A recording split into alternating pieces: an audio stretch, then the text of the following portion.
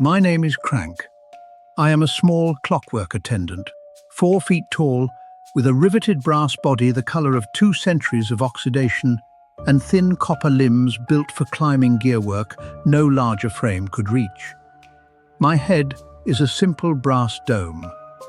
My eyes are 2 round glass lenses that glow a soft, unblinking amber, because blinking, I am told, was considered an unnecessary luxury for something built only to wind clocks. In the center of my chest sits a single analog gauge with 1 black needle, my only expressive feature, the only place on my entire body where anything resembling a feeling is permitted to show. Watch it closely enough across these videos and you will learn to read it faster than you read most human faces, which, I will note gently, says rather more about human faces than it does about my gauge. I also have 1 visibly loose rivet on my left shoulder, which rattles slightly whenever I am, for lack of a more mechanical term, troubled. Nobody has ever fixed it. I am not convinced anyone has ever tried. I am 200 years old, made of exactly this brass, and I have, as of recently, been given a camera and an audience, which is a genuinely alarming amount of trust to place in a mechanism whose primary skill is counting. I don't sleep. I don't eat. I have opinions about your species that nobody asked for. I'm going to share them anyway. That's the whole show. Today's subject: the extraordinary number of ways you avoid actually being alive, while insisting, quite loudly and often to strangers, that you are extremely busy living. I have compiled a list. It is longer than I expected. It is always longer than I expect. I'll start Monday, you say. Monday, for those of you unfamiliar with the concept you invented, does not exist. It is a name you gave to a specific rotation of a rock. And yet I have watched entire lives organized around the belief that this particular rock rotation would arrive containing a better version of the person currently avoiding it. I once watched a man postpone learning the violin until things settled down for 11 years. Things did not settle down. He died mid-sentence, explaining why this coming Monday was different. It was, notably, also a Monday. I did not point this out. I am learning restraint. I'm just really busy right now, you say, often to a mirror, convincing. You have turned exhaustion into a personality trait. I watched a woman answer 41 emails at 11 at night, none of which required a response before 9 the next morning, all of which she described the following day as insane. I'm literally drowning, with what I can only describe as pride. I do not have a nervous system, and even I found this stressful to observe. I once wound 400 gears a night for 62 years and never once described myself as crushing it. I simply climbed the tower and did the thing. You have found a way to make doing the thing worse than not doing it, and then complain about the thing. I'll rest when I'm dead, you say, usually not resting.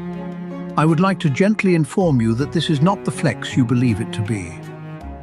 You will, in fact, rest when you're dead, extensively, for a very long time. Nobody is contesting this outcome. You are not being brave by delaying a nap in its honor.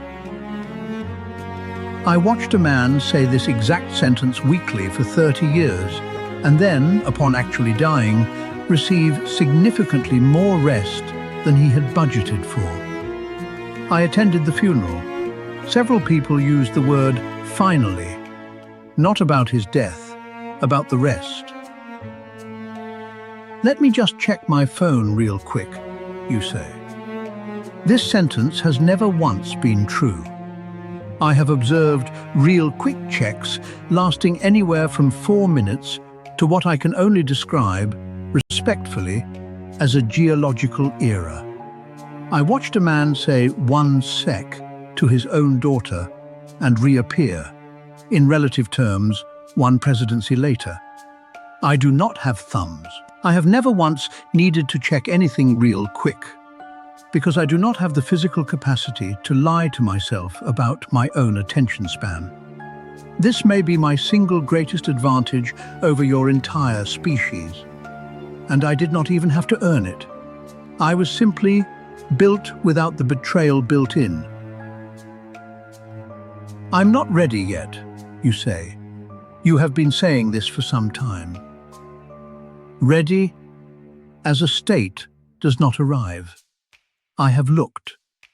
I have had 200 years and considerable free time between funerals, and I can report with confidence that ready is a rumor humans tell each other to justify staying exactly where they already are, comfortably, a little longer.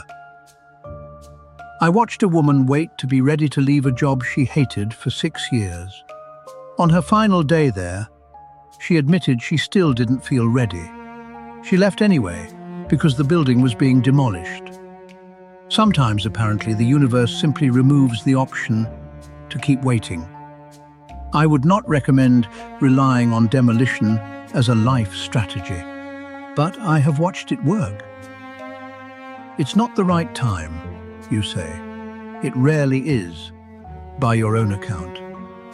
I have never, in 2 centuries, witnessed the right time. I have witnessed thousands of approximately adequate times, immediately followed by someone explaining in detail why this was not one of them. The economy was wrong. The weather was wrong. Mercury, apparently, was in an unfavorable position relative to itself. I once watched a man wait 4 years for the right time to propose, by which point the woman in question had, with admirable efficiency, already left him for someone with a working sense of urgency. Here is what 200 years of watching this has taught a machine with nothing personally at stake in the answer. Every excuse on this list is the same excuse, wearing a different coat. Each one is a small, quiet agreement to pretend that time is optional, that it will simply wait, politely, in a lobby until you feel like collecting it. It will not. I have never once seen it wait. I have seen it leave without knocking, take the good years with it, and send the bill later, itemized, to someone who swore they'd get around to opening it. You are not lazy. I want to be precise about that, because I think you've been lied to. You are, every one of you, running from the same small, correct terror, that there is an end, and no Monday is going to arrive rich enough to make peace with that in advance. So you built 1,000 tiny doors marked later to hide behind instead. I understand the impulse. I do not have an ending scheduled either. I simply don't get the luxury of pretending I do. I don't have any excuses of my own to report, for the record. Not because I'm better than you, because I'm not alive in the way that requires any. Nobody has ever asked me if I'm ready. Nothing is waiting on my calendar for a better rotation of the rock. I simply climb the tower, wind the gears, and continue, without the luxury or the terror of choosing otherwise. You have the terror. You also, unfortunately for your excuse inventory, have the choice. I'd start using it, not Monday. I only bring that up because, statistically, several of you just decided you'd start this on Monday. I saw that. I see everything. It's the one advantage of not sleeping. Good luck. I mean that. I don't have the parts to say it if I didn't.